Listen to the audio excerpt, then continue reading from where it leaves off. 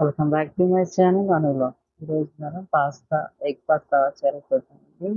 ఈ రకంగా సేమ్ హోటల్లో ఎట్లయితే చేసుకుంటారో రెస్టారెంట్ స్టైల్లో అలాగే మనం ఇంట్లో తయారు చేసుకోవచ్చు. ఎట్లా తయారు చేసుకోవాలో చూద్దాం. ముందుగా మనం స్టవ్ మీద ఒక బాండి పెట్టుకొని అందులో ఆయిల్ వేసుకుందాం. దీనికి ఎక్కువ ఆయిల్ కూడా సరిపోతుంది. క్వాంటిటీ బట్టి మనం చేసుకునే క్వాంటిటీ బట్టి.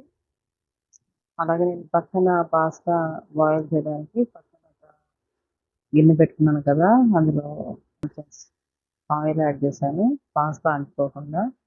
ఇక్కడ పాస్తా కావాల్సిన చూపిస్తున్నాను.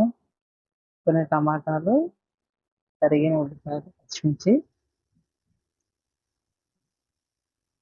వేసుకొని మంచి కలర్ వచ్చే వరకు వేగించుకున్నాను.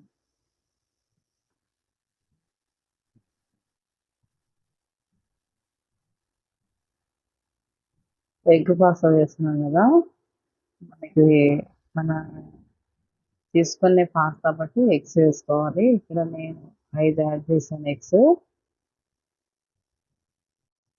వాటర్ అయితే పక్కన వాటర్ పెట్టుకున్నాను కదా, బాయిల్ అయినాయి. పాస్తా వేస్తున్నాను.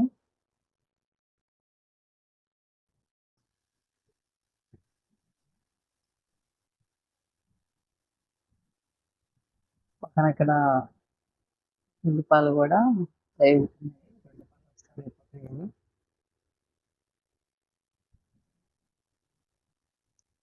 అలాగే మనం పాస్తాను కలుపుకొని నేను కొంచెం వేడి నీళ్ళలో ఆయిల్ వేసాను కదా, అది ఏంటంటే పాస్తా పొడి పొడిలాడుతూ వస్తుంది, అతుక్కుపోవండి.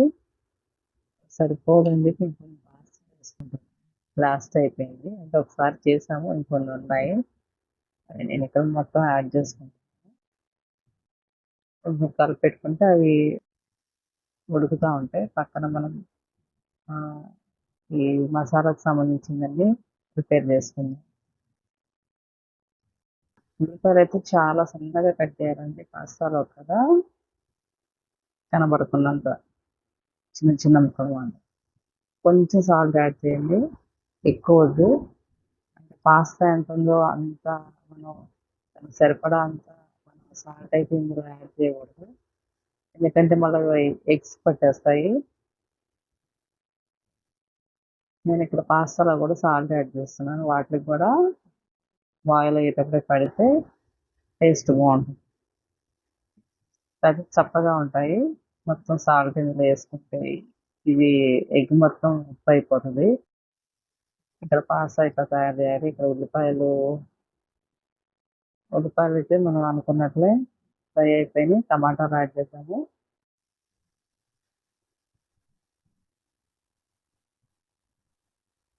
సాల్ట్ అనేది కొంచెం యాడ్ చేసాం కదా, టమాటాలు ఇక్కడ కుక్ అయిపోయినాయి.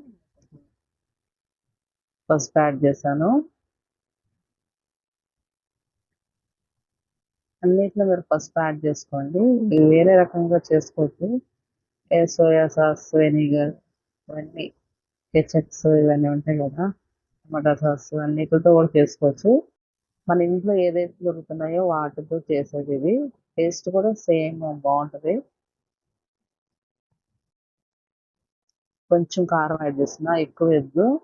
ఎందుకంటే మనం ఎగ్స్ సరిపడా కారం కానీ సాల్ట్ కానీ అవే యాడ్ చేయాలి, లేకపోతే ఇక్కడ ఉప్పు ఎక్కువ అయిపోతుంది ఎగ్స్కి.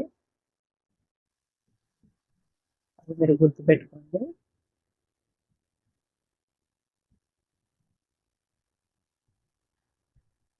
మనం ఎన్ని ఎగ్స్ వేసుకున్నా టేస్ట్గా ఉంటుంది. నేనైతే 5 ఎగ్స్ యాడ్ చేస్తాను. 5 4 తెలియదు, 5 అనుకుంటున్నాను.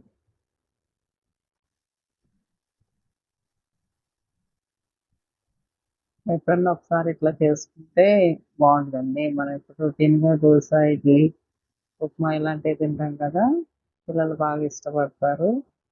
ఇక్కడ మీకు పాస్తా ఉడికిందో లేదో చూపిస్తున్నాను. అట్లా నొక్కితే ఇట్లా మెత్తగా అవుతుంది కదా, ఉడికిపోయినట్టే. మరీ మెత్తగా కాకుండా ఇట్లా చేతితో నొక్కితే ఇట్లా ఉడికిందో లేదని తెలిసే విధంగా నొక్కితే ఇట్లా చిరిగినట్టు అవుతుంది కదా, అట్లా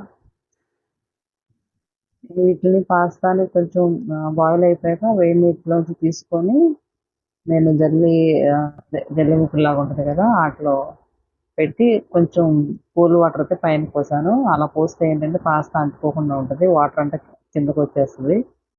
ఫస్ట్‌లో కొంచెం కారం యాడ్ చేశాను కదా! నేను ఇక్కడ కారం యాడ్ చేస్తున్నాను. ఇలా యాడ్ చేయాలి. ఇప్పుడేసిన కారం ఏంటంటే పాస్తాకు పడుతుంది. అలాగే కొంచెం ఆహ్, పాస్తా మసాలా ఉంటది కదా! అది యాడ్ చేశాను. అలాగే ఇప్పుడు కారం యాడ్ చేశాను కదా! అలాగే పాస్తాకి సరిపడా సాల్ట్ ఆల్రెడీ ప్లెయిన్‌గా ఉన్నది చూసాను. అంత ఉప్పయితే లేదు దానికి. చేస్తే పొడి పొడిగా రావాలండి. మన పాస్తా అయితే రెడీ అయిపోయింది. ఇంకా మీరు లైక్ చేయండి, షేర్ చేయండి. అలాగే